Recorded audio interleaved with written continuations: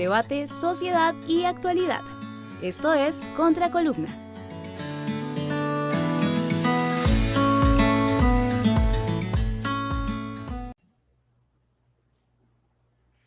Muy buenas tengan todos, bienvenidos a la columna de la Escuela Nacional Constituyente.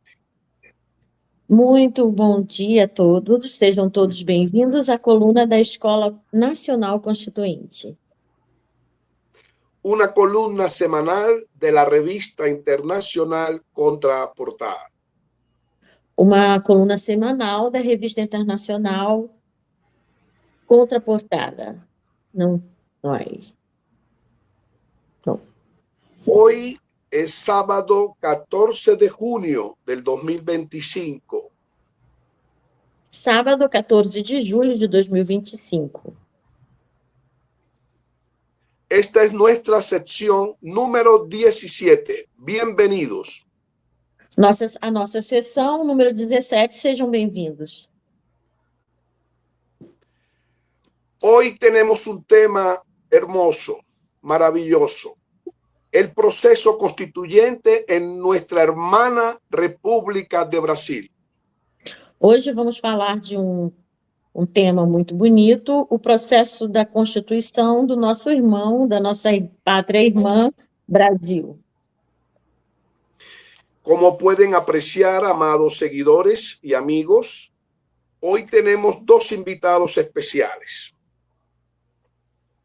Como podemos observar, nossos queridos seguidores, hoje temos dois convidados especiais.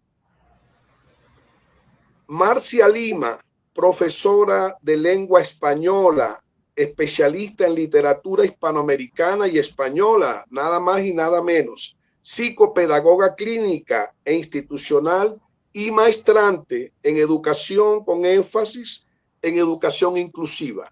Bienvenida, Marcia Lima, de Brasil. Muito obrigada, Márcia Lima, brasileira, né? Professora de língua espanhola, com especialização em literatura hispano-americana e espanhola, psicopedagoga e mestranda em educação, com ênfase na educação inclusiva. Y Sergio Oliveira, profesor de filosofía, especialista en historia de Brasil y gestión pública, y magíster en historia social. Professor Sérgio Oliveira, especialista em educação e gestão pública, mestre em educação social. Educação, pero sobre todo história social. Educador popular. Educador popular, mais importante. Sí, hace parte del colectivo de educación popular del grupo de investigación de estudios y culturas decoloniales. Faz parte do coletivo de estudos de educação decolonial. Bienvenidos todos y todas. Hoy el proceso constituyente en Brasil. Sejam bem-vindos todos e todas. Hoje é o processo constituinte no Brasil. Sergio, bienvenido. Queremos abrazar a Brasil a través de tu persona. Bem-vindo, Sérgio. Queremos abraçar ao Brasil através de ti, através de você. agradeço muito o convite, agradeço muito por poder estar aqui contribuindo e espero trazer boas reflexões para todos nós latino-americanos. Agradeço a todos, agradeço pela invitação e espero trazer buenas reflexiones para nosotros de Latinoamérica. Bien, gracias Sergio por aceptar nuestra invitación y gracias Marcia Lima por apoyarnos en este proceso. Obrigada, Sérgio, por aceitar nosso convite. Obrigada, Márcia, por apoiar-nos nesse processo. Bueno, hablar del proceso constituyente en Brasil, no podemos avanzar sin revisar la historia y la fase que se conoce como la revolución o el ciclo militar o autoritario. Falar do processo de constituição no Brasil, não podemos deixar de falar do processo ou da revolução ou da questão militar e nesse período. Correcto. Que se dio entre 1964 y 1988. No período de entre 1964 e 1968. Posteriormente, Brasil entra en lo que se ha denominado una nueva era en el constitucionalismo brasileño. Posteriormente, o Brasil entra no que foi denominado uma nova era no constitucionalismo brasileiro. Eso se logra el 5 de octubre de 1988 con la promulgación de la nueva Constitución Política Federal de Brasil. Isso foi conseguido em 5 de outubro de 1988 com a promulgação da Constituição, da nova Constituição brasileira.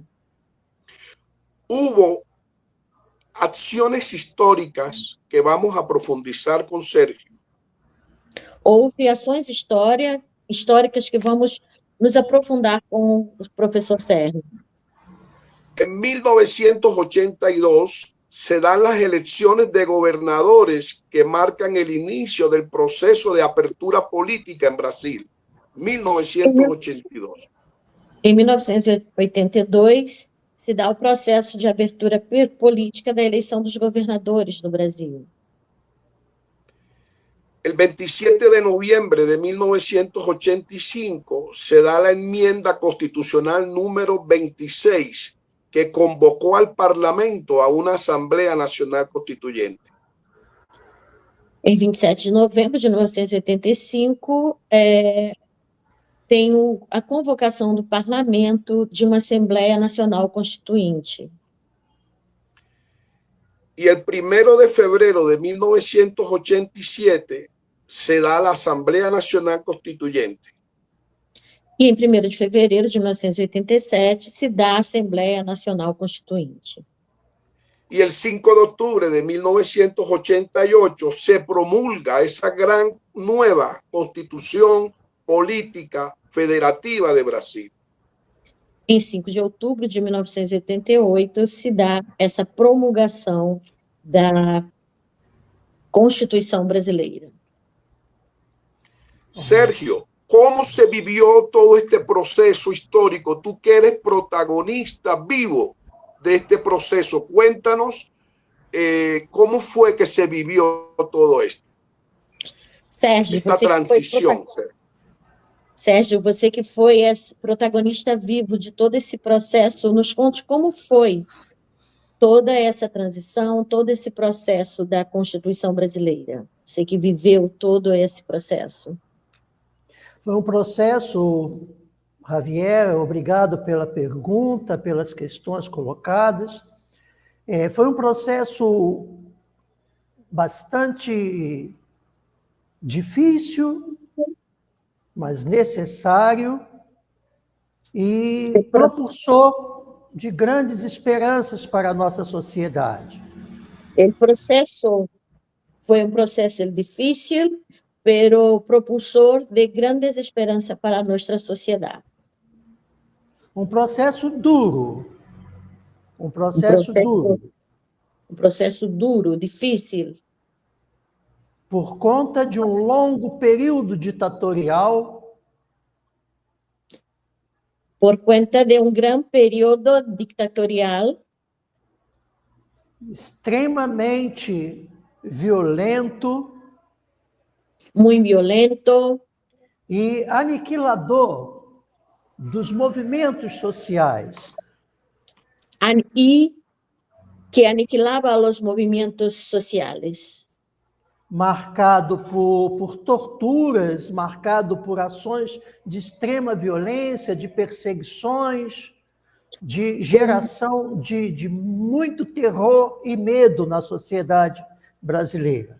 Foi marcado por muita violência, por torturas y muchos horrores en la sociedad brasileña.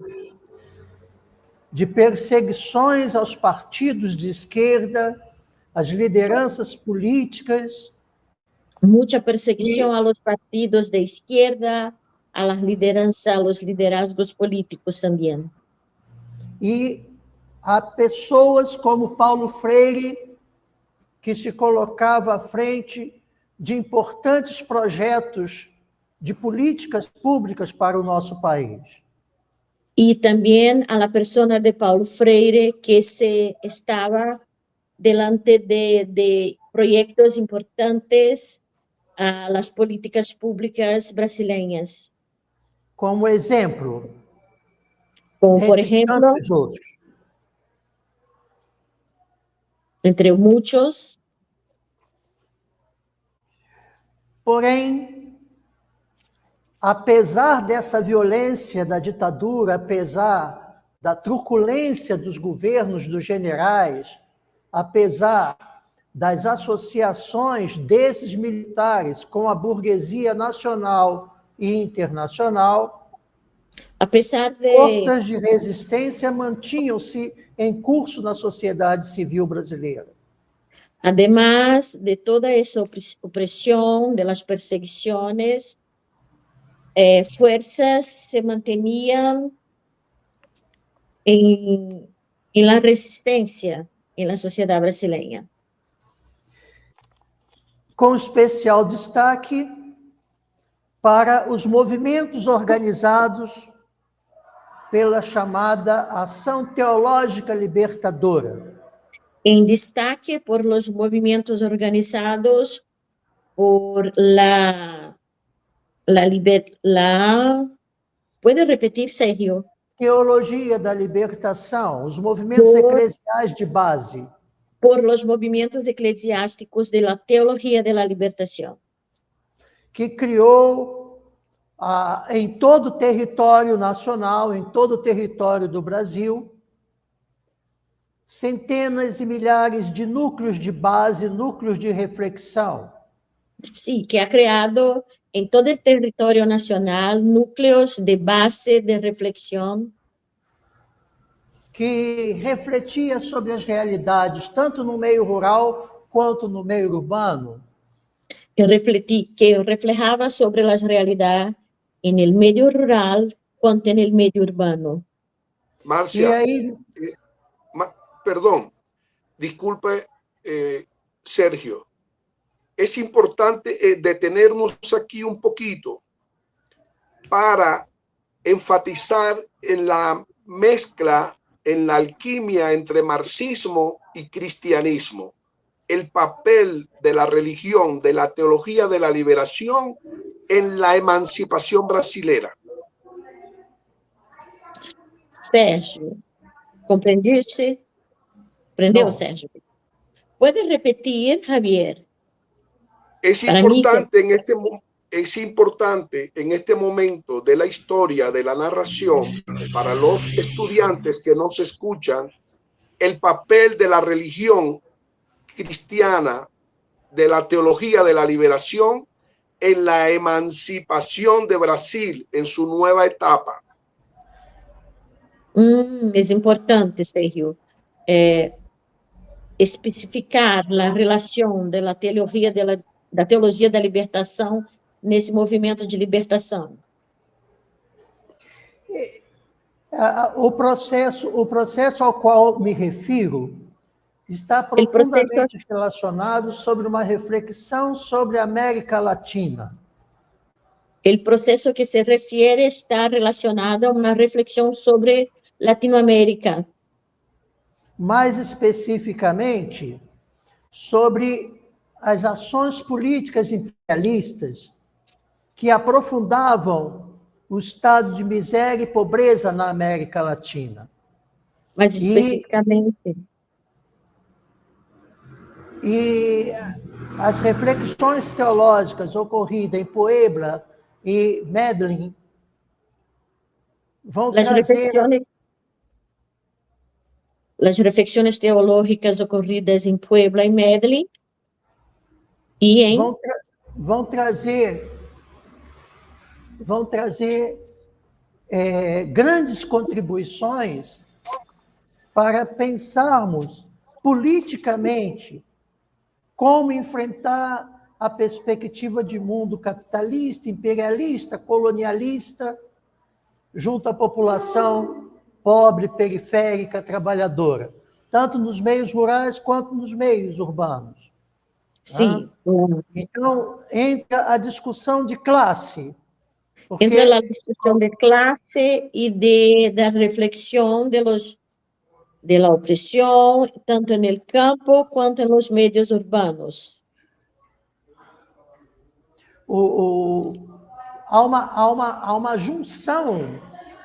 uma junção de se pensar a perspectiva política pela organização dos trabalhadores. Isso vai convergir com a perspectiva do materialismo histórico dialético. Pensar a realidade concreta e enfrentar essa realidade buscando a sua transformação numa perspectiva de superação da lógica de mundo capitalista. Sergio, has Ok. hablado... Sigue, ¿Comprende? Marcia. Sigue. Sergio, ¿puede me dar tres síntesis de lo que hablaste ahora? Tres aspectos principais. A dominação econômica promovida pelo imperialismo. Dominação econômica promovida por el imperialismo. Que busca aprofundizar o controle sobre os estados e as economias dos países latino-americanos. El control sobre los estados y economías de los países de Latinoamérica. O que aprofunda a exploração, a miséria, a submissão dos povos à lógica de mundo capitalista. Lo que aprofunda la miseria, la subminación de los pueblos a la lógica del mundo capitalista. A teologia da libertação vai trazer reflexões fundamentais para se enfrentar essa lógica capitalista. La teología de la libertación va a traer reflexiones fundamentales para enfrentar esta lógica capitalista.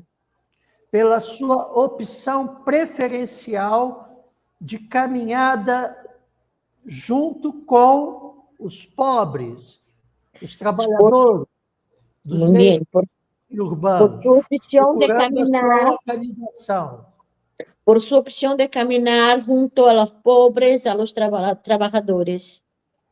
Do meio rural e urbano, em prol da sua organização.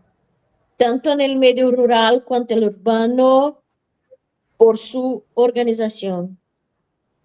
Isso converge com a perspectiva de luta colocada pelos partidos que enfrentam a lógica de mundo capitalista, em particular os partidos socialistas. Sí, esto se junta con las perspectivas, en particular con los partidos socialistas.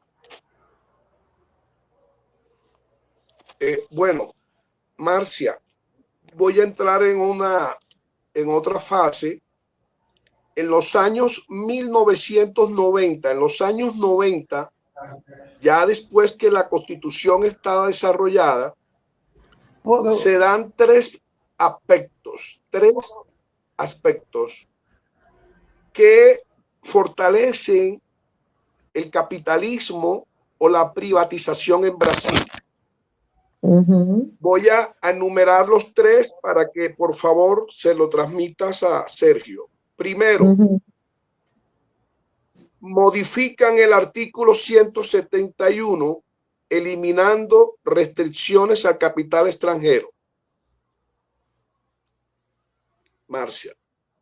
Los tres aspectos de 1990. Segundo. ¿Sí? ¿Puede? ¿Quiere que traduzca el primero? o los tres juntos? No, voy a dar el segundo.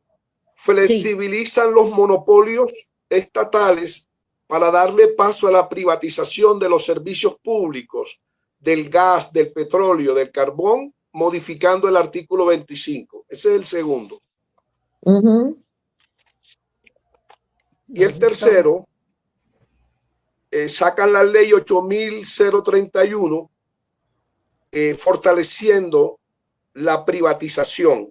Se llamaba Programa Nacional de Privatizaciones. Tres aspectos que se dan en los 90 que profundizan el tema del capitalismo. Me parece delicado este tema. ¿Cómo lo ve Sergio? ¿Cómo se vivió esa fase? Muito delicado. Sí, Sergio, solo un rato para que yo pueda traducir a las personas. Está hablando de 1990 y tres aspectos que interagen mucho con esta cuestión de la del capitalismo. La modificación del artículo 171, la flexibilización de los monopolios, y el tercero es quitar, el tercero no, ¿puede repetir? El tercero fue el Programa Nacional de Privatizaciones. O Programa Nacional de Privatizações. Então, primeiro, modificar o artigo 171, flexibilizar os monopólios estatais e o programa de privatizações. Sérgio, como você viveu esse processo nos anos 1990? Como você vê esse processo nos anos 1990? Eu acho que não dá para falar desse processo sem tocar em questões anteriores. Sí, no es posible hablar de este proceso, de este periodo, sin hablar de cuestiones anteriores a ese tiempo. Mais especificamente, as questões que se processaram no Brasil, as questões sociais, políticas, que se processaram no Brasil nos anos 80. Mais especificamente en las cuestiones que se pasaron en Brasil en los años 80. Porque essas questões, elas vão configurar possibilidades reais de mudança na sociedade brasileira. Estas cuestiones, ellas configuran las posibilidades reales de cambios en la sociedad brasileña. Porque no processo de enfrentamento à ditadura, à constituição da ditadura civil-militar, porque en el proceso del enfrentamiento a la constitución de la ditadura civil-militar, se organizou importantes movimentos sociais que culminaram com a organização da CUT, do Partido dos Trabalhadores e de vários movimentos urbanos representados pelas federações das associações de bairro. Porque se organizaron movimientos sociales muy importantes como la CUT y los partidos de los trabajadores. E as confederações das associações de bairro. Y las confederaciones y asociaciones de barrios. Que culminou na Constituição Cidadã de 1988. Lo que culmina en la Constitución Ciudadana de 1988. Que contou com grande mobilização popular. Que foi a partir de grande mobilização popular. Isso representou concretamente uma ameaça aos interesses do capital. Esto fue una representación efectiva, una amenaza a los representantes del capital. As eleições que vieram pós 88 Las elecciones que vinieron pues 88 já configurava uma perspectiva de enfrentamento à lógica popular em curso na sociedade brasileira. ya configuraba un enfrentamiento a la lógica en la sociedad brasileña, a la lógica. Nesse contexto, se organizou o PSDB, En o este Partido da contexto, Social-Democracia Brasileira, En este contexto se organiza el PSDB, Partido Social de la Democracia Brasileña, sob a liderança do sociólogo Fernando Henrique Cardoso, liderada por el sociólogo Fernando Henrique Cardoso, que vai se articular que se com articula setores do capital con los sectores del capital nacional e internacional nacionales e internacionales e vai promover as mudanças constitucionais citadas pelo Javier.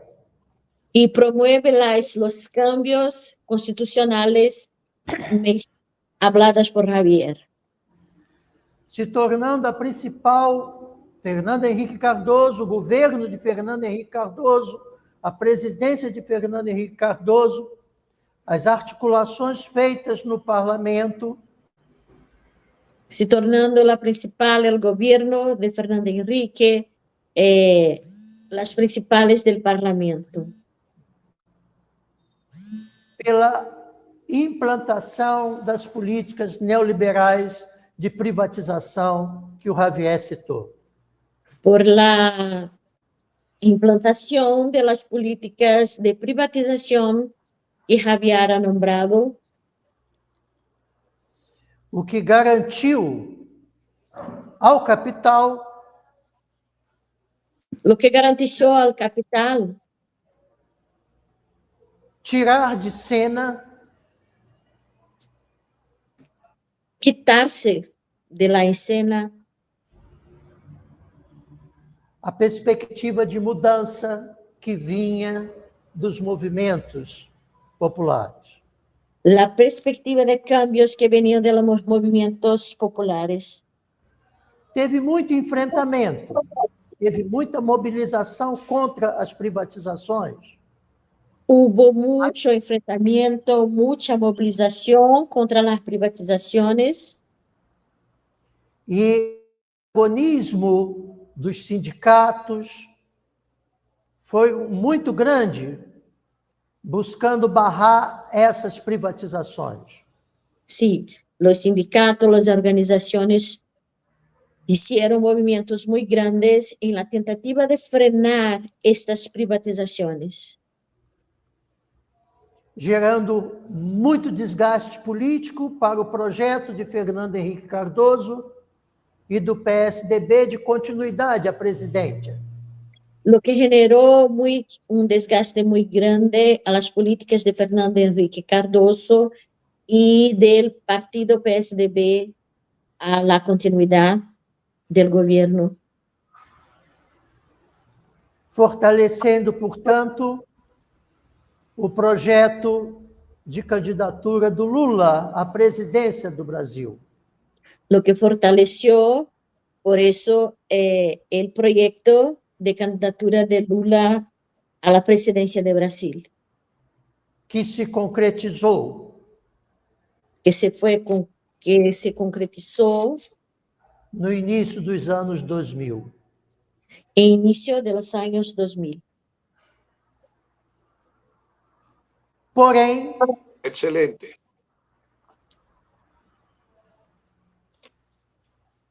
Porém, quiero ¿Quieres seguir? entrar en otro segmento.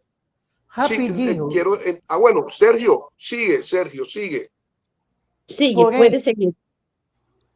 porém, Bueno, quiero entrar en otro segmento y es que el proceso constituyente en Brasil tiene unos hitos muy importantes, Marta.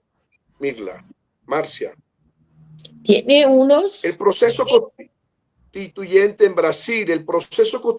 en Brasil, como modelo de estudio para América Latina, tiene unos hitos muy importantes que los voy a señalar ahora para dialogarlo con Sergio, por favor. Puedes. Primero, 5 años después de la Constitución de 1988, exactamente en septiembre de 1993, se da un plebiscito para aprobar el modelo del país, si era parlamentarista o presidencialista, y gana el modelo presidencialista, derrotando el modelo parlamentarista. Esto fue muy importante, el plebiscito, cómo se vivió eso, ese plebiscito donde gana el modelo republicano presidencialista, Marcia. Sim. 5 anos depois da promulgação da Constituinte, nos anos 1983 e 93, houve um plebiscito para escolher se o Brasil continuaria presidencialista, e ganha o presidencialismo. Como você observou isso, Sérgio, esse processo? Como foi isso? Como você observa esse plebiscito de 1993? Márcia, muita atenção nesse processo, tá? O plebiscito que ocorre no Brasil,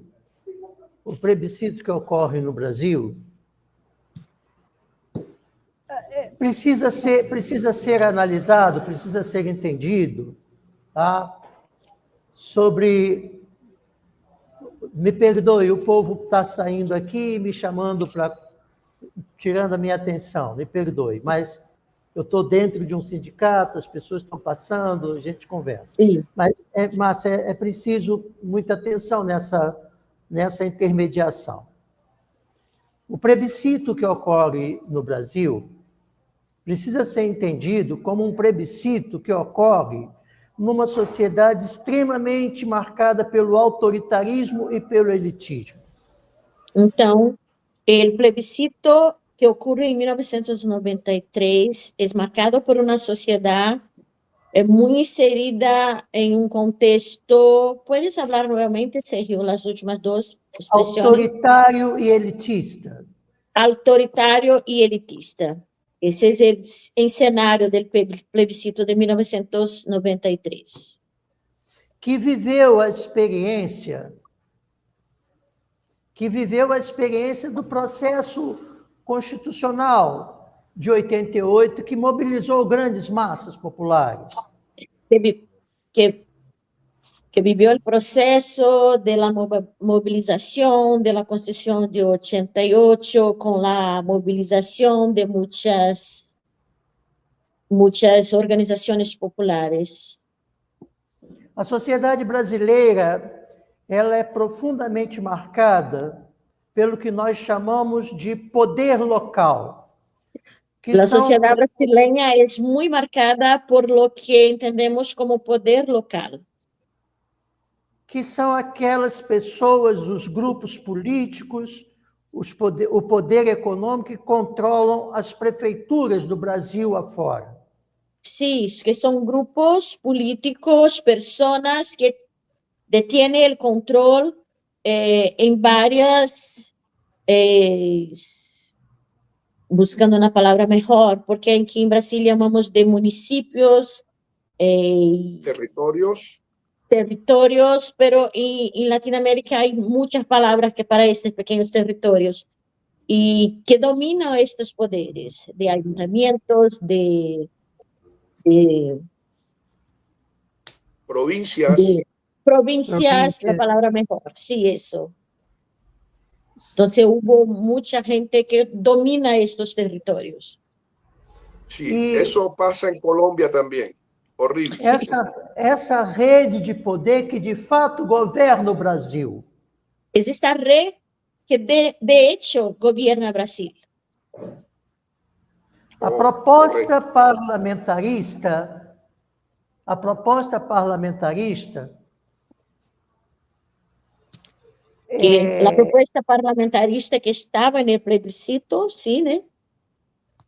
teve muitas passagens favoráveis junto a alguns setores populares, que Tuvo, vislumbravam um parlamento constituído por parlamentares que tivessem sintonia com os movimentos populares. sí, el parlamentarismo tenía una gran interés de la población que deseaba esta participación de los movimientos populares. Só uma parte, vocês estão saindo, né? Ok, vamos a una otra pregunta muy importante y es lo que tiene que ver con la consulta popular de octubre del 2005 sobre el Estatuto del Desarme o comercialización de armas de fuego en Brasil, que lo ganó el sí con 59 millones de votos contra 33 millones por el no. Este fue un ejercicio muy importante, Sergio y Marcia, una consulta popular o un referendo, ¿verdad? ¿Cómo se vivió este ejercicio maravilloso? Sim, essa consulta popular, né, que houve em 2005 contra o desarmamento, ganhando o sim, né? Como se viu essa consulta popular, Sérgio? Como você viu esse movimento do desarmamento, essa consulta popular de 2005, que ganhou o sim, com um número grande, expressivo, né, de respostas à consulta? Os sindicatos se mobilizaram, as organizações da sociedade civil se mobilizaram. Entonces, hubo una organización muy grande de la sociedad civil, de los sindicatos, con relación a esta consulta. A CNBB, A a CNBB, Confederação dos Bispos do Brasil, que es la Confederación de los Obispos de Brasil, vários setores progressistas da sociedade se organizaram e y muchos, conseguiram promover um bom debate que poderia, a meu ver, ter sido bem melhor. fueron muchas organizaciones de la sociedad que se organizaron y promovieron un debate, una reflexión, pero que podría ser mejor, podría ser mejor. Fue bueno, pero podría ser mejor. Mas que não conseguiram ecoar ao ponto de barrar a estrutura reacionária conservadora do Congresso brasileiro. Pero no consiguieron detener la estructura reaccionaria del Congreso brasileño. A sociedade brasileira não quer o armamento. La sociedad A sociedade brasileña no brasileira quiere. não quer esse processo de armamento. La sociedad brasileña no quiere este proceso de armas de armamento. Mas, infelizmente, o poder econômico tem Poder económico garantido no Congresso brasileiro uma bancada que legisla a favor desse processo de armamento que se dá na sociedade brasileira. Essa Sí. bancada é chamada bancada da bala. Sí, hay en el Congreso una bancada que actualmente es denominada, como si fuera a traducir, una bancada de proyectiles, ¿sí? De armas. Y esta bancada, ella sostiene esta cuestión de armamento en Brasil? ¿Cómo analiza él brevemente ¿Cómo el analiza concepto de democracia radical de Paulo Freire y la Constitución brasilera?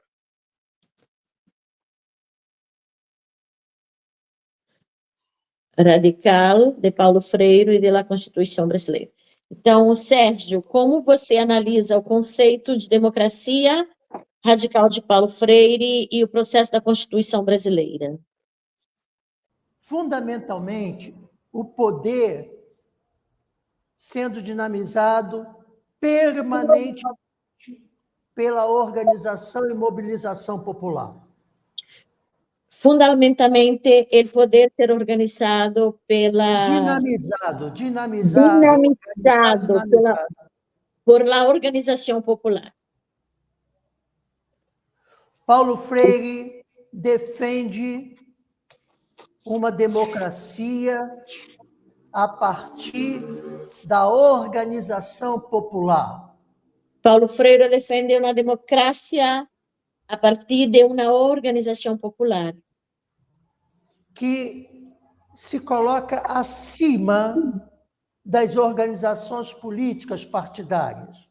Que está arriba de las organizações políticas partidárias.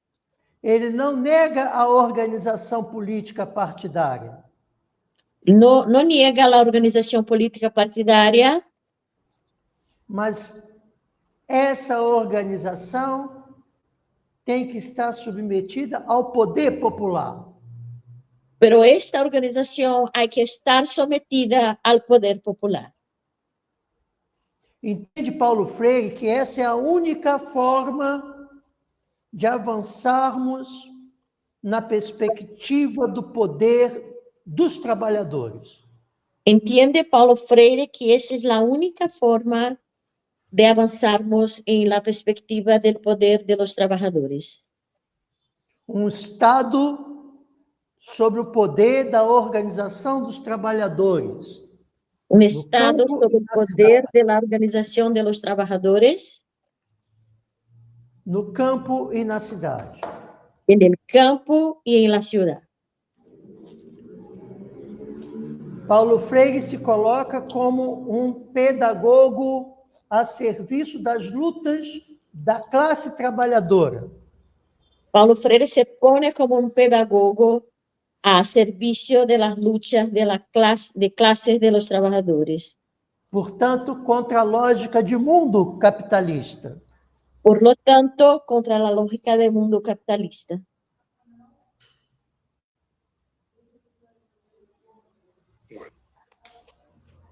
As leis partem da organização e da formulação dos trabalhadores organizados a nível da sociedade civil.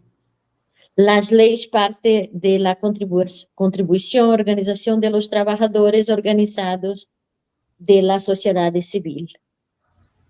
Esse é o nosso objetivo segundo a vontade de Freire. Este es el objetivo según las voluntades de Freire. Bueno, ok, Marcia. Sergio, muchas gracias por tu apoyo. Despídete al pueblo colombiano y latinoamericano porque tienes un compromiso allá con el sindicato. Eu é que agradeço e me coloco desde já, tá? Me coloco desde já à disposição de vocês para a gente buscar fazer uma outra programação onde a gente possa colocar as coisas com mais calma, mais precisão, tá? Sim. Eu tenho que agradecer profundamente o sindicato onde estou, o Sindicato dos Trabalhadores da Construção Civil, mas eu não posso penalizar os trabalhadores que têm o seu horário de almoço, tá? Bueno, eu agradeço. Muchas gracias. Un abrazo, Sergio. Muchas gracias. Obrigado. Yo me quedo con Marcia. Yo me quedo con Marcia porque necesito, bueno, un abrazo, Sergio. Puedes retirarte para que no afecte el sindicato. Sí. Y yo necesito terminar dos puntos con Marcia. Sí. Marcia, ¿te puedes quedar conmigo? Sí, puedo. Bueno. Tranquilo. quiero terminar porque hemos hecho un estudio muy importante, apreciados cibernautas, del proceso constituyente en Brasil. Primer punto, complementario. En la Constitución de Brasil dice esta frase: es un Estado democrático de derecho. No dice, como otras constituciones, un Estado social de derecho, sino dice un Estado democrático de derecho. Esto para los especialistas es una situación muy importante en la historia de las constituciones de América Latina y del mundo, porque antepone la palabra democrático a la palabra derecho, porque no dice Estado de derecho democrático ni Estado social de derecho, dice Estado democrático de derecho. Esto da la opción de que el poder constituyente está por encima del derecho y no el derecho encima del pueblo. Esto es muy importante señalarlo en el estudio de las constituciones que llevamos en América Latina, en este ciclo pedagógico, Marcia. Y estamos hablando pues ya como un epílogo o final al pueblo, al pueblo, a todo el pueblo latinoamericano y mundial. Sí. Entonces, con esta frase en la Constitución de Brasil se abre un camino nuevo, un concepto nuevo, un tanto revolucionario. ¿Por qué? Porque la palabra democrático irradia hacia el derecho y no al revés, y no el derecho hacia el pueblo, sino que es el pueblo el que irradia la orden al derecho. En la Constitución de Portugal dice al revés, el derecho hacia lo democrático, pero en esta Constitución de Brasil, que me parece maravillosa, se habla del Estado democrático de derecho, donde se prioriza la irradiación de orden sistémico del pueblo o del constituyente primario sobre el derecho. Esto es un punto muy importante. El segundo punto que me llamó la atención tremendamente es que la Constitución de Brasil contiene en su esencia, en el artículo 7, los derechos de los trabajadores. Y te digo, Marcia, porque en Colombia en este momento estamos viviendo una lucha terrible, porque la derecha, la oligarquía colombiana y el parlamento de la derecha colombiana en el Congreso de la República se oponen a la reforma laboral y están peleando para no aprobar estos derechos o privilegios de la clase trabajadora. Sin embargo, me llama la atención que al estudiar la Constitución Política de Brasil en estos días, encuentro en el artículo 7 el reconocimiento desde la Constitución, ni siquiera desde una ley. Acá en Colombia estamos peleando para que nos aprueben una ley, pero Brasil en su Constitución se convierte en un referente para Colombia, América Latina y el mundo, porque en su artículo 7 ya contiene el trabajo nocturno, el salario familiar, el reconocimiento de 8 horas en la jornada mínima. Sí. Aparecen los dominicales, las horas extras, las vacaciones anuales, la licencia de maternidad, la jubilación, y se reivindica el trabajo doméstico y se le da un carácter categórico como un derecho fundamental. Esto es increíble porque se está demostrando que desde la Constitución Política de la República Federativa de Brasil, ya los derechos laborales están categorizados, mientras que en Colombia estamos en una lucha interna de unos sectores oligárquicos, anacrónicos, fascistas, que se oponen a estos derechos que ya en Brasil están allí. ¿Cómo te parece eso, Marcia?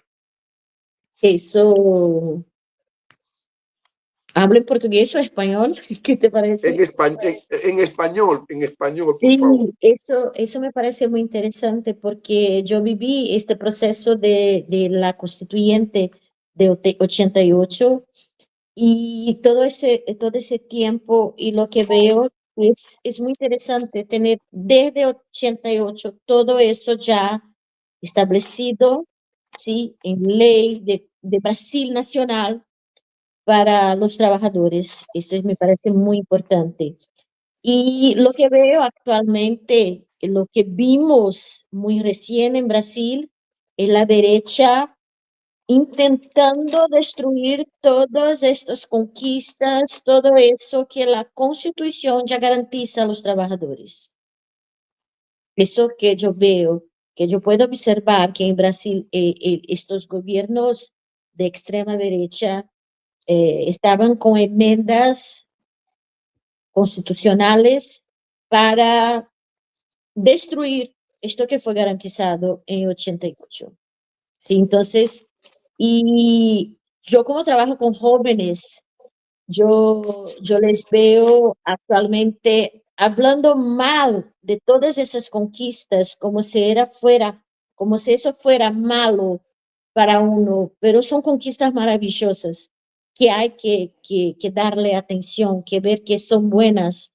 Y este pensamiento de extrema derecha puso en el pensamiento de los jóvenes que esto no es bueno, que esto que Correcto. fue garantizado no es algo bueno. Entonces, tenemos que, como educadores, hablar para los estudiantes que no, esa es garantía, eso es bueno, esto es para ti, tener derecho a permiso de maternidad, a, a descanso, a la jornada que está establecido. Y ahora estos gobiernos de extrema derecha quieren destruir esto. Eso es lo que veo.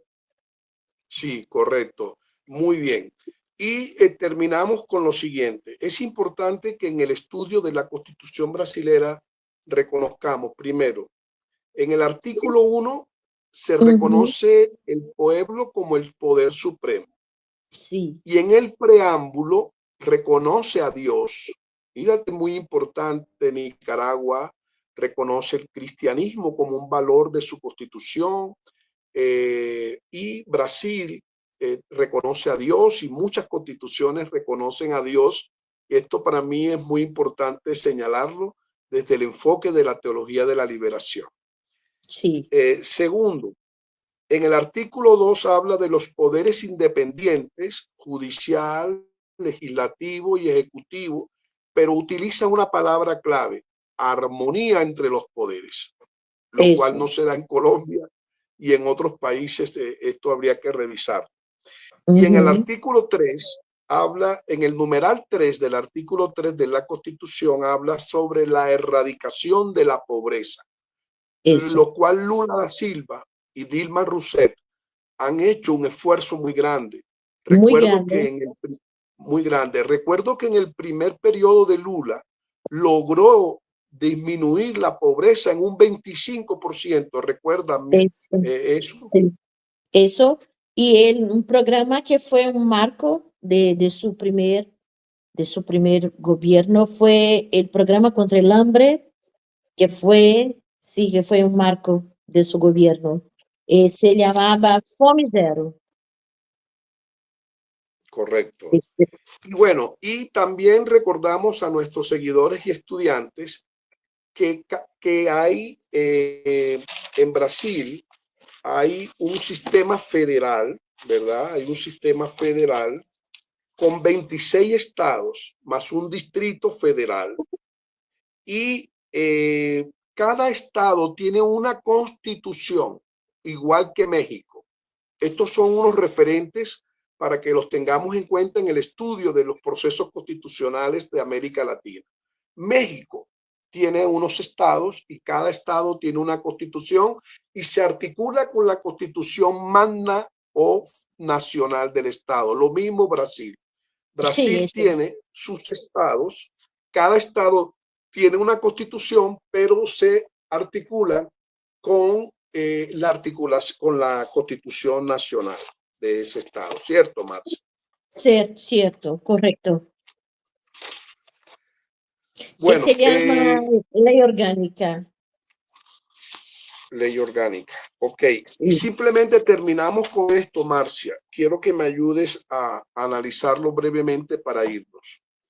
Uno de los riesgos de la democracia brasilera, según los expertos, según la Asociación Brasilera de Constitucionalistas Democráticos, que hacen parte del Instituto Iberoamericano del Derecho Constitucional, repito, Asociación Brasileña de Constitucionalistas Democráticos, ABCD es la sigla, Sí, plantean que hay una ausencia de cultura política, hay un alejamiento de la sociedad brasilera por los temas políticos y constitucionales. Pues de eso. hecho, Brasil actualmente puede tener aproximadamente 211 millones de habitantes. Y es posible que el censo electoral no llega ni siquiera al 50%. Entonces, ¿cómo se analiza esto? ¿Es cierto o es falso o se está trabajando? Tú como profesora, ¿cómo ves esta ausencia de cultura política según la Asociación Brasilera de Constitucionalistas Democráticos de Brasil? ¿Es cierto esto o crees tú que esto se ha superado? La ausencia de cultura política, posiblemente según esta organización. Sí, yo veo que la ausencia de cultura política en Brasil, ella pasa por unos momentos.